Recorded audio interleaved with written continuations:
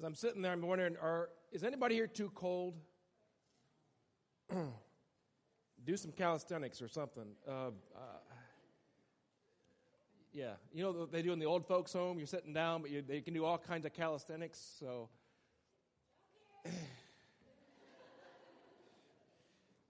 sorry about that. But you know I'm not really. I was going to say young people because they're normally sitting here, but they're at away in Kentucky at a missions thing, so I really aren't addressing young folks. But understand, if you are, or those that may still be here, that it may not always look like it, but as parents, we really care about you. We want the very best for you. We're on your side. We want to be your advocate and all those things. Just keep that in mind when we tell you things that you may not want to hear. I remember around 16 years old, and I didn't ask, but I went and I told my parents that I was going to go get me a motorcycle. To which Dad answered. I mean, I wasn't asking, hey, can I have money for the motorcycle? Can you co-sign? It's just that I'm going to get a motorcycle. It seemed like the thing to do.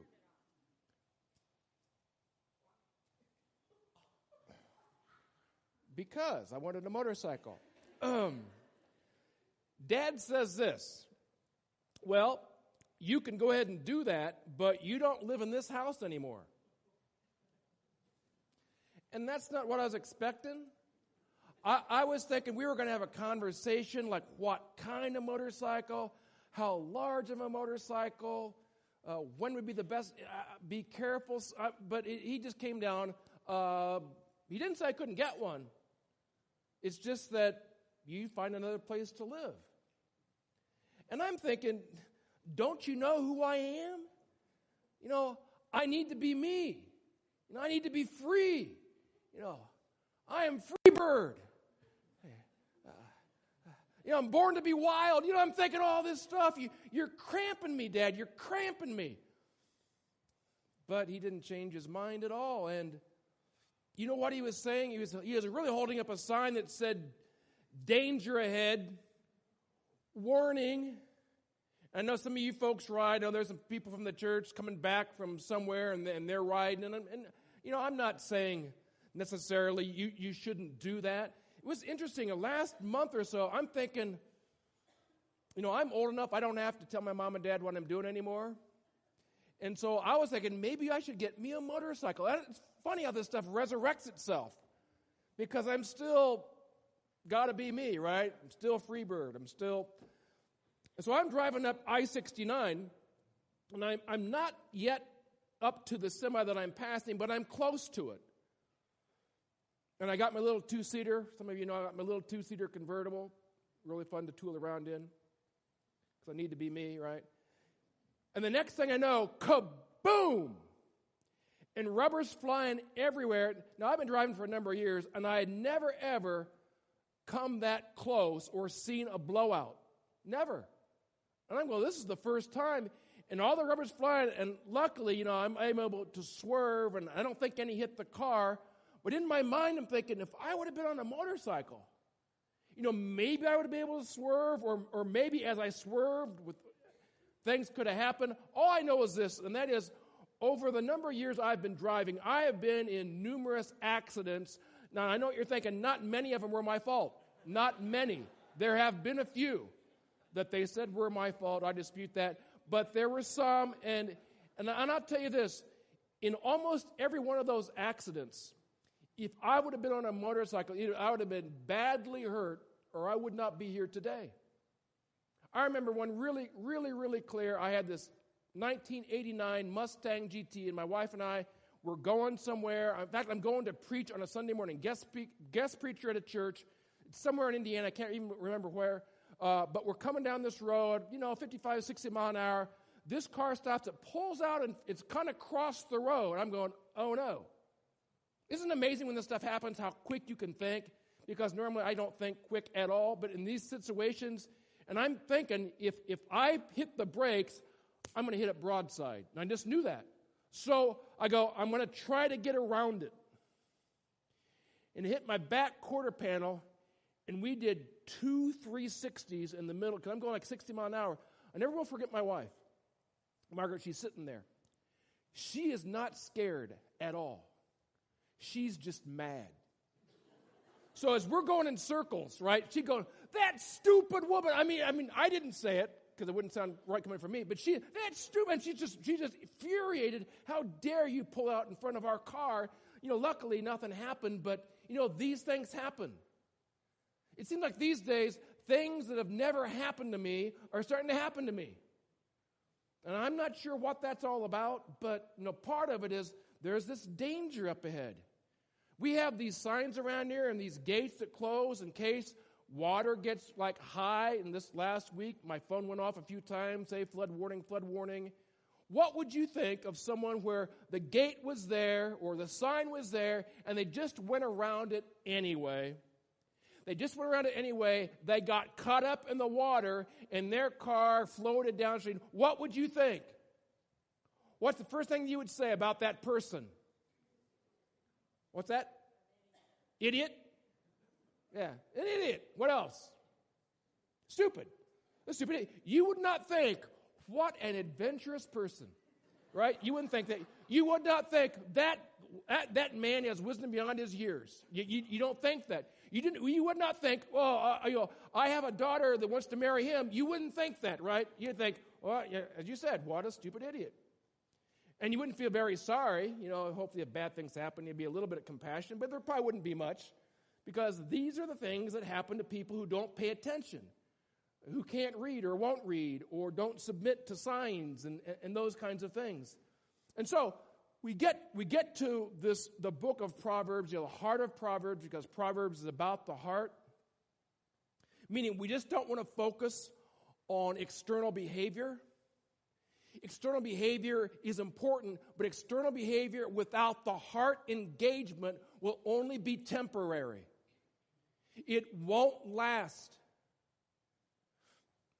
Anything God tells us to do doesn't come normal or natural. Anything in Scripture, it's not easy. And we try, and oftentimes what we're trying to do, we suppress stuff and we conform externals, but that's not real change. God's always after transformation. And so that's, Proverbs, as he keeps coming on, and the wisest man, Solomon, is the author of Proverbs, and he says this as we begin chapter 7. He says, my son, whether it's literally his son or some relationship that's important, a small class, someone he was mentoring, but it could have very well been, my son, you keep my words. And I love this. You treasure, not just keep my commandments, just not be obedient, but you treasure my commandments, meaning what I say. You go deep within you. Today we would say, write it down. Because you understand that if you're not writing something down, you will, for the most part, forget about everything you hear. Now, sometimes it's not worth writing down. I get it. I was watching a newscast last night. I DVR a lot of things, and this guy was so good. I went and I got him on my notes. I just started writing down what he was saying because it was important. I wanted to remember these things. So you treasure my commandments. You keep my commandments, and you live in my teachings as the apple of your eye that is at the core of your being, at the center of your life. Bind them on your fingers, or write them on the tablet of your heart, and go, well, how do you do that? How do you do that? It's more than just reading. We're talking heart. Make it go deep. You know something is deep is when it's how you live when no one is watching or no one will find out. That's what's deep. What's deep is what goes on in your mind because no one else will ever know. What's deep is where you go and what you do when you're out of town. That's what's deep. So if you really want to know what's there, what's deep is what happens when someone tells you no. That's what's deep. Often as people work out off their anger, that's what's deep. And they say stuff you've never heard before because they've hidden it well. That's what's deep. You write this stuff on the tablet of your heart. And Solomon said, you may not want to hear this, but you need to hear this. It's so important. I don't want you going downriver in a car. I don't want you being in a motorcycle. I don't want that. So I said, say to wisdom, you're my sister. That we're close. Call understanding your intimate friend. Wisdom, that they may keep you from an adulteress. Whoa. Yeah, so you don't do that. Man, I wish today, either in any of our schools, they would teach wisdom. Of course, you have to do more than just teach it. You have to see it modeled. That there would be not a class, but something put together where we produce people who are wise. And I said at the beginning of this series that a wise person knows what's right, does what's right for the right reason. That's a wise person. An unwise person either doesn't know what's right, knows what's right, or doesn't do what's right, or knows what's right and does what's right, but for an ulterior motive. And so we need wise people, right? Wise folks. And part of this, it'll keep you from an adulteress. And the son might have been thinking, well, maybe I don't want to be kept from adulteress. That kind of sounds like fun to me. Solomon's saying, see my son, there's this thing out there. And it's called women. And there's this thing out there, and it's called sex. Somebody go, man, I don't think we can talk about that in church, can we? Can we? We had better. No, I'm not going to show you any slides, but we need to talk about it.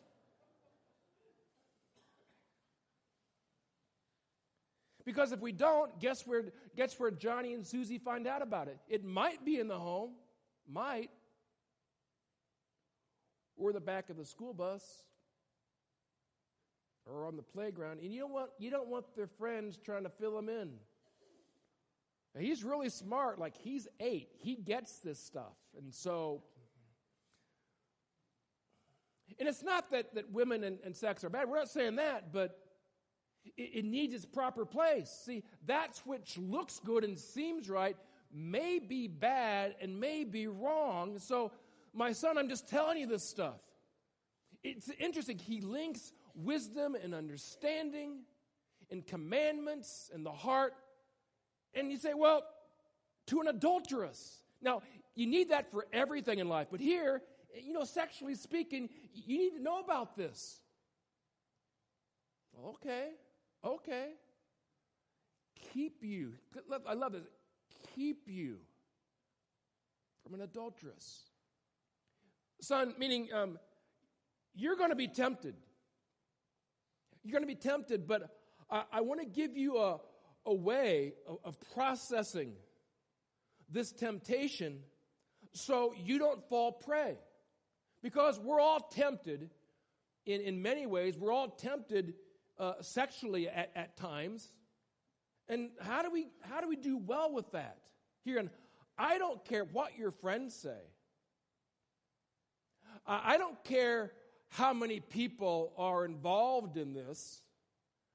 I don't care what the culture says. He says, I'm telling you the truth. I am giving you wisdom. And you might say, well, an adulteress, I'm not going to do that. But it's not just an adulteress. Can I just say this?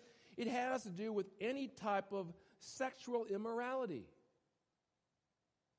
Because you say, well, I haven't done that, but I'm over here. No, it has to do with any type of sexual immorality. And you know that sex is reserved for a man and a woman. I hope I can say that in church without people falling apart. You say it outside, you watch out. Say it and like run. You've taken your life in your own hands. Between a man and a woman in the context of marriage. Sometimes I want to ask the question, whatever happened to the concept of purity? What happened to that? Whatever happened to the concept of integrity? It seems like those are words that we've lost.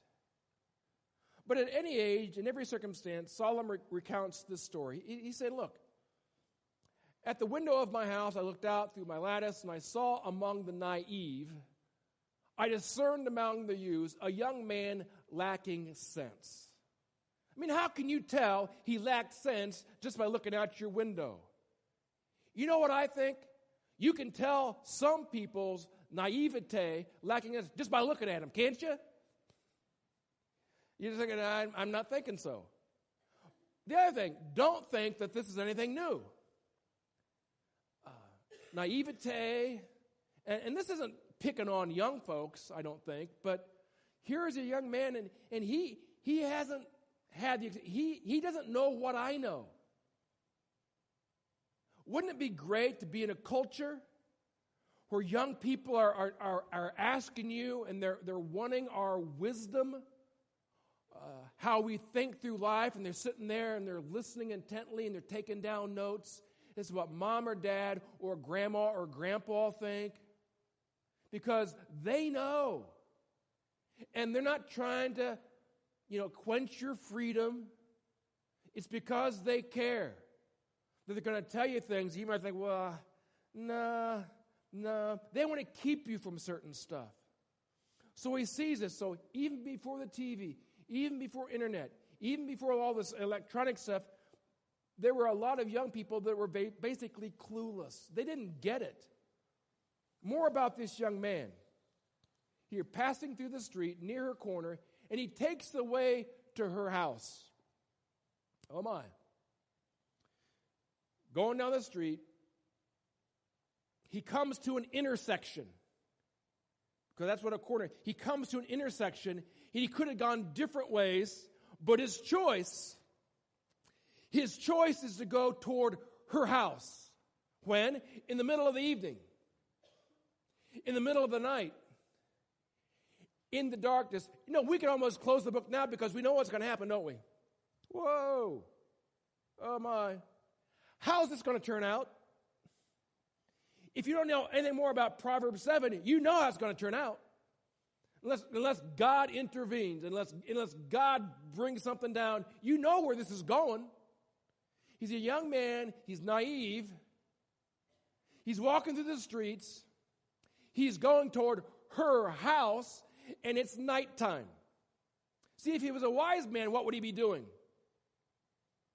If he was a wise man, he would probably be at home, maybe, I don't know, watching TV with mom and dad, playing a board game, maybe with his buddies, but nothing bad.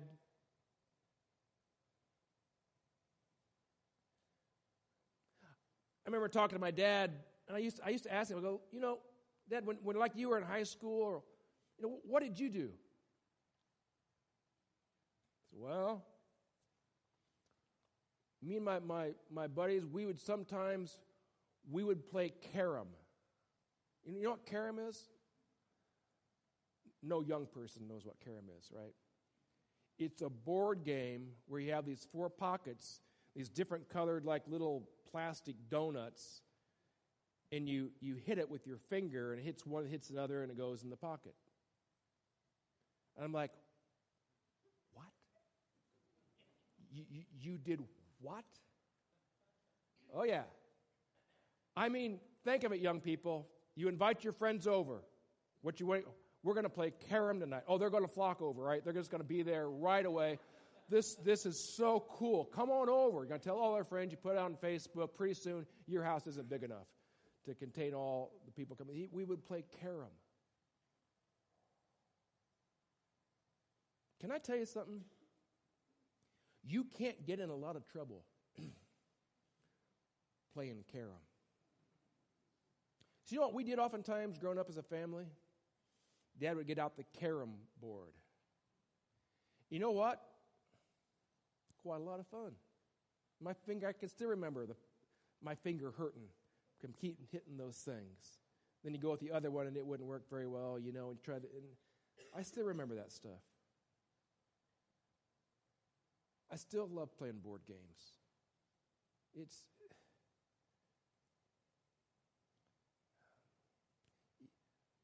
There's just not a whole lot that can go wrong being at home, either with mom or dad or friends, playing a board game. And then you get to talking about certain things, right? So this has bad written all over it. He hasn't done anything yet, but yes, he has. And behold, a woman comes out to meet him dressed as a harlot. And get this, where is her heart? She has a very cunning heart to prey on a younger person. She has experience, he doesn't.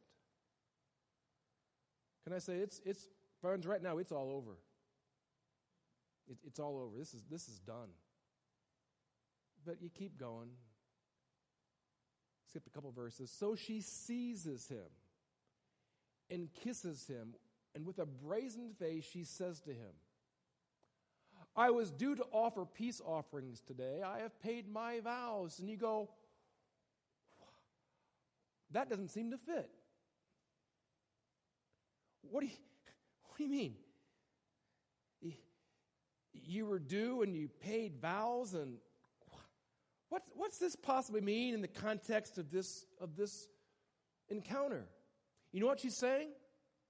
This is okay. You see, God's okay with all this. See, I am a religious person. I do what's right. See, I pay my dues. I paid my I was at church. And not only did I go to church, I even went to Sunday school. See, Sunday school is like extra credit. Because a lot of you say, oh, I don't need extra credit. You know, I'm not doing too bad, so you just come to church, you're out. Those of you that, I'm not saying you have issues, but that you just know you need Sunday school. And I would encourage everyone, you know, it's helpful and all that. It doesn't mean anything hidden is in your heart. But I even went to Sunday school. See, I even helped out at VBS. You know, I even tithe. I even help out with whatever. So, see, I'm okay, and this is okay, and we're okay with God. See, I believe in God. I do the right thing. This either is not wrong or it's not very wrong, so we're good here. It's sort of like, I want you, you want me, life is short, you deserve this, let's have some fun, just relax here, okay? She continued, she's not done yet. I have sprinkled my bed with myrrh, aloes, and cinnamon. Just spices, just so it smells a certain way. And she says, come, let us drink our fill of love until morning. Let's delight ourselves with Christ. Listen, this is not one and done. This is like all night long. Can you imagine? He's going, whoo. I've been waiting for this. And she says, now is the time. I have the place, and it's a nice place, and it's not even going to cost you anything. I got it all set up. I prepared this for you. All you have to do is come along. See, you're special, and you deserve it. And then she addresses a fear he has. See, in case you were thinking someone's going to walk in, the man is not home. My husband, he's not even there. I know you thought, maybe you know I'm married, but I'm telling you, no one's there. He's not at home. he's gone on a long journey. He has gone on a long, long journey. He has taken a bag of money with him. At full moon, he will come home. So don't worry. He's not going to show up. He's not going to walk in. He's not going to know. In fact, he's gone for so long. You know what? If tonight goes good, maybe even tomorrow night. Maybe the rest of the week. That's how this can play out for you. All you have to do is, come on, I've taken care of everything. And she continues. With her many persuasions, she entices him. With her flattering lips, she seduces. She tells him the things he wants to hear. You're special. You're one of a kind. Oh, you're so strong. My husband, he never even pays attention to me. He never listens to me, but you do. And I bet you we'll just talk and converse, and we'll enjoy one another. And this is too good to be true. And I've been waiting for a man like, and on and on. You can fill in the blanks. You see, we're always verbally seduced and mentally seduced and emotionally seduced before we're physically seduced. She knows how this works. Last week we were in Proverbs 4:23. It says, above all things, to what? Guard your heart. NASB, watch over your heart with all diligence, intentionally, all the time, for from your heart flow the springs of life. And we know he's not doing that right now. He stopped guarding his heart when he took a step outside of his house in the middle of the night. He further did not guard his heart when he took the intersection and took the route to her house. He did not guard his heart when she came up to him. He has not guarded his heart at all. See, the longer you do not guard your heart, the harder it is to guard your heart. We need to guard our heart. Sometimes people ask, Rick, I'm sitting in a restaurant and this incredibly good-looking lady walked in, and she looked good, and her clothes accentuated, the positive part. And I'm going, what? I'm minding my own business. I wasn't out at night. I wasn't going toward her house. It just walks in. What do I do with that? And I just tell you what Billy Graham used to say. He says, you can't help the first look, but you can the second.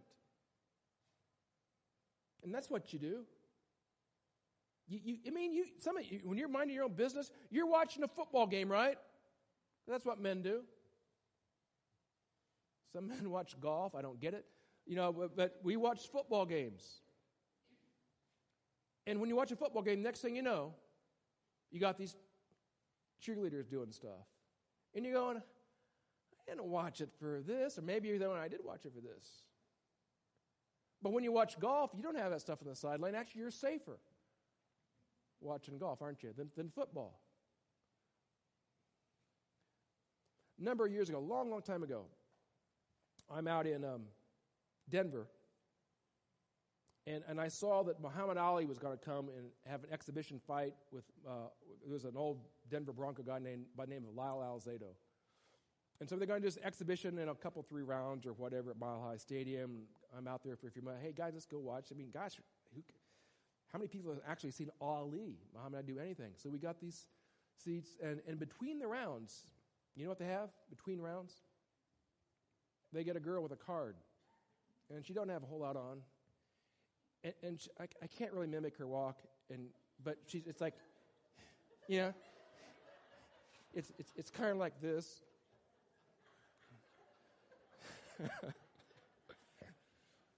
It's a holiday weekend, right? Think of all the people that missed that. They're gone this weekend. They. And here's the problem. You guys will probably remember that more than anything else that I said the rest of the day. But I never will forget this guy who yelled, if she's not going to fight, get her out of the ring. I thought, good for him. And ever since then, because I like watching MMA stuff, when I see him coming around, I think his thought, if she's not going to fight, get her out of the ring. I don't need that. I mean, what we need is a big, gruff guy who bald, hasn't shaved, out of shape, walking around, right? That's what we need. Make you feel good about yourself. But he's messed up long ago. This is just playing it out. So, like suddenly, right? This has been building for a long time. Suddenly he follows her. Oh, surprise, surprise. Listen, as an ox goes to the slaughter, he wasn't thinking that. He was just thinking, you know what? The rest of this night, good times. It's got to be me and it got to be free. I was born to be wild. An ox goes like, now, an ox doesn't know he's about to die. I don't think. Never killed one, but as an ox goes to the slaughter, he just kind of hemmed in. Next thing you know, boom. He doesn't know. See, this guy is so naive. He doesn't know the consequences of this. He's not looking beyond this evening. He doesn't know what it's going to do to his reputation or to his family or anything else. He says he doesn't know that it's going to cost him his life. I mean, really? Physically? And we're sitting there going, well, maybe not always physically. On the other hand, her husband might find out about it, and he might take things into his own hands. Or there may be a disease that's been transmitted, and it might. And if it doesn't cost him his life, it costs him a lot of other things. It'll cost him his spiritual life. It'll take you where he doesn't want to go. And so Solomon says, don't you know? So he ends up, because he didn't know that, but we know that. We know what happens. Is it worth it? See, whenever you have temptation, you better have a comeback phrase. If you don't have a comeback phrase, you don't have a comeback thought, you go further with it. And you have to fight it with a phrase, hopefully something aligned.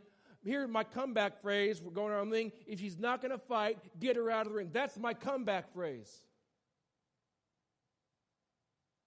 Sometimes when I'm tempted to eat at night, late at night, when I know I shouldn't, I say, nothing tastes as good as skinny feels. Doesn't always work. It doesn't always work. Sometimes forget it. Give me the peanuts. When I am tempted to buy something that I don't need it, it's just kind of nice. Can I afford it? Yeah. Here's my comeback phrase. Better to want than to owe. It's gone. Or I don't have to own it to enjoy it. I don't have to own a lot of land. I can go to a park. Or I can just sit here and take it all in. Now, it's not wrong to have. I'm not saying you shouldn't. I'm not saying that. But for me, I like having these phrases that kick in. And they've done me well, because if you don't have something to combat the tempting thought, pretty soon you're falling headlong into it.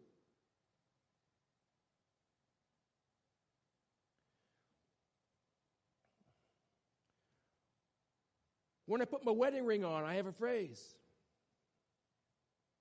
that I tell myself.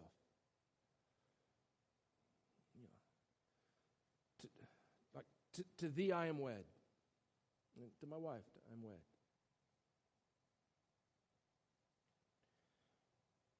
And I would just hope that you come up with some of your own.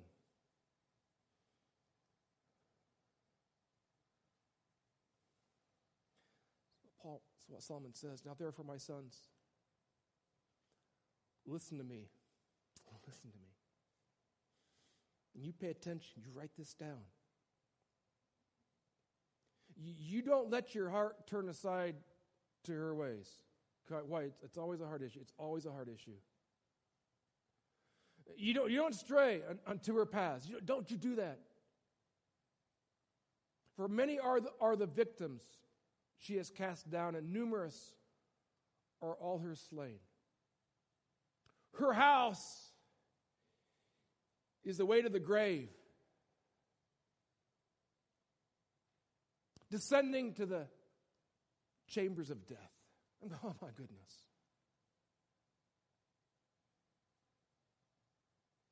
There's the words of Solomon. He is the wisest man ever to live.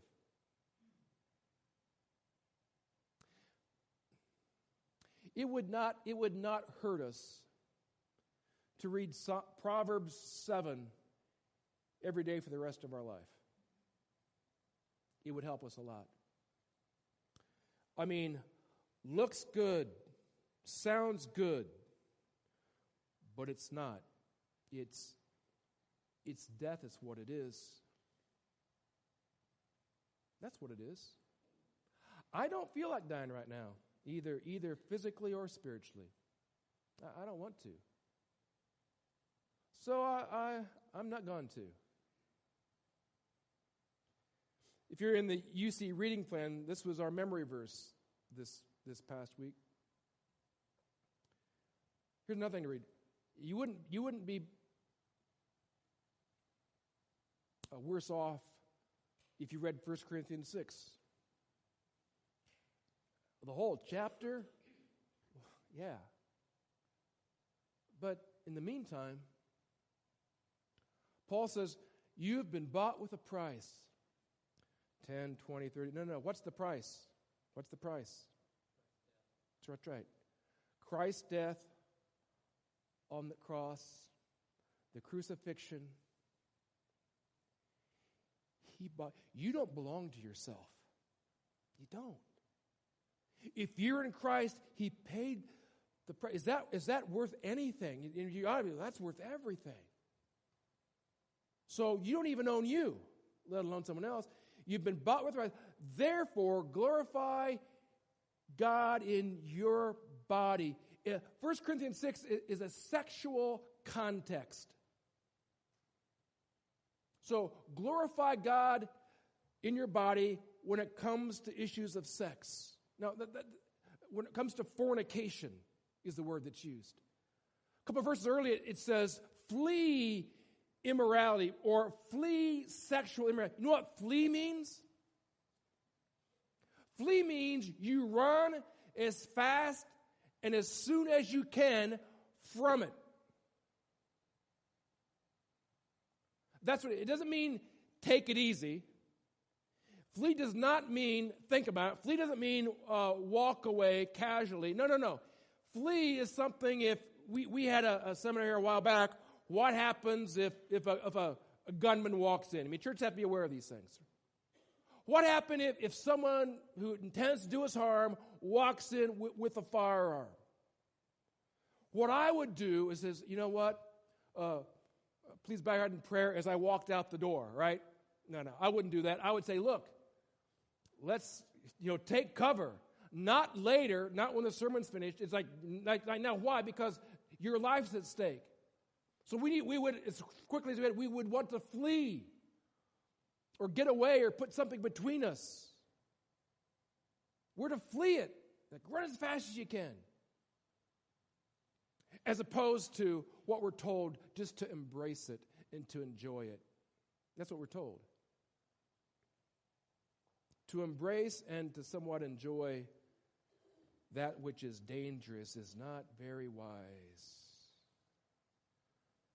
So be careful, Solomon says. Be careful. You take heed to my words. You treasure them in my heart. Can I say this? And you always be careful if you're ever on a motorcycle. Because my dad, although he worked in a factory his whole life, was one of the wisest men I've ever known. Would you pray with me? Lord, thank you this morning for the clarity of your word. Help our heart to be in a position of submission. Because as we submit to your word, we submit to you. And I hope it's where we want to be, but even if we don't, it's where we need to be. It's like this life and death issue. That's how important it is. That's why Solomon says, pay attention. Take this to heart. Write it deeply within you. Never let go. Because huge things are at stake. Lord, this morning, we thank you so much for your love, that you love us. That's hard to embrace. It's hard to imagine. It's hard to understand, but we know you do. We thank you so much for that. Lord, thank you so much that there's a grace and mercy and forgiveness. Thank you so much. Because we need that all the time. So, Lord, let us live this weekend of freedom in spiritual freedom. And we do it in the name of Christ. Amen.